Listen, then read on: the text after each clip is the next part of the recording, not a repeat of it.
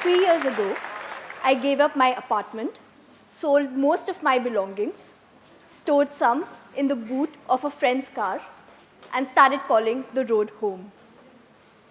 Everyone thought I was crazy. A 25-year-old girl from a regular middle-class family in the small town of Dehradun? What do you mean she was going to live like a gypsy? Well, this is what I mean. Like every good student, I worked pretty hard while growing up. I studied science in the 12th grade, even though I didn't really like it. I did a bachelor's degree in economics, even though I didn't really care for it. After I graduated, I scored a good job and worked for 2 years, even though I hated the 9-to-5 lifestyle. Can you raise your hands if any of this sounds familiar? Exactly. So by the time I was 23, I felt like even though I was on the right path, I was leading such an average life, a life that didn't excite or inspire me. And the sad truth is, so many of us are going to spend our entire lives feeling that way. So I started asking myself, what is it that inspires me? What can I change? I decided to take some time off work and look for answers. And I landed up here, in the cold mountain desert of Spiti, in the high Trans-Himalayas of India. For the first time in my life, I slept under the Milky Way and a million stars. I hitchhiked alone through some of the remotest villages of India, something I could have never imagined doing. I slept in monasteries, and I met nuns who had been meditating in mountain caves for decades. On an exceptionally dark night, I traced the entire journey of a lunar eclipse as shooting stars fell through. I think it was the first time in my life that I really felt alive. It was like I had been climbing this ladder my entire life, the one that society expects us to, the one that our parents want us to focus on, the one that's considered normal.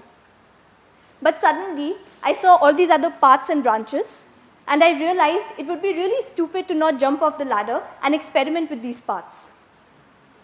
So in 2011, at age 23, I decided to quit my job as a social media strategist in Singapore and create my own definition of what normal is.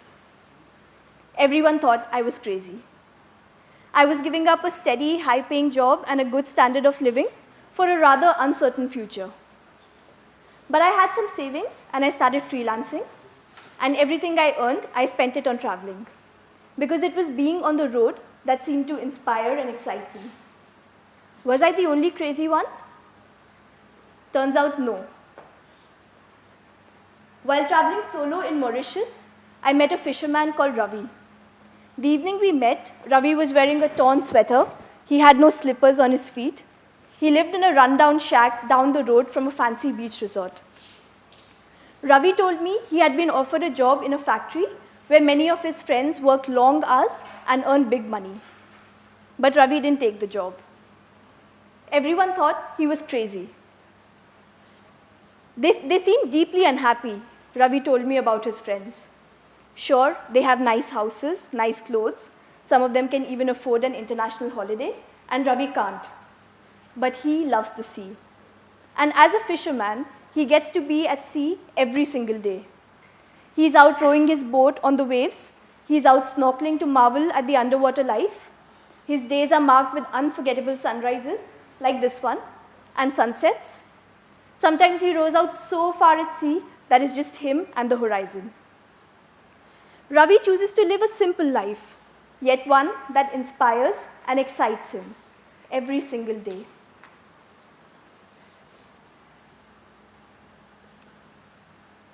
As for me, I've been living without a home for 3 years now. I stay in a place for a few weeks and then move on to another place. One day, I'm waking up in the shadow of an active volcano in Guatemala. Another day, I'm cycling along the Caucasus Mountains of Georgia all the way to the border of Russia. When people ask my mom what I do for a living, she tells them, "इसे घूमने का शौक है," which is kind of true. But I make my living through a career or through a profession that didn't exist while I was studying science in school or studying economics in college. That profession is travel blogging. I can't always be sure how much money I'm going to make in a month or a year, but I like to think of it as a financial adventure. And I've met so many people on my travels who make their living through their passions. So these are people who make their living from translating languages, studying yoga, running marathons, even studying snakes. A lot of the times, I end up feeling this way. And that's okay. There's something I learned early on in my journey, which is that I don't have to do what everyone else is doing. It actually happened on my first Euro trip. So I was traveling with a friend, and our first destination was France. I was really excited to land in Paris and see the Eiffel Tower. Maybe feel all poetic in the most romantic city in the world.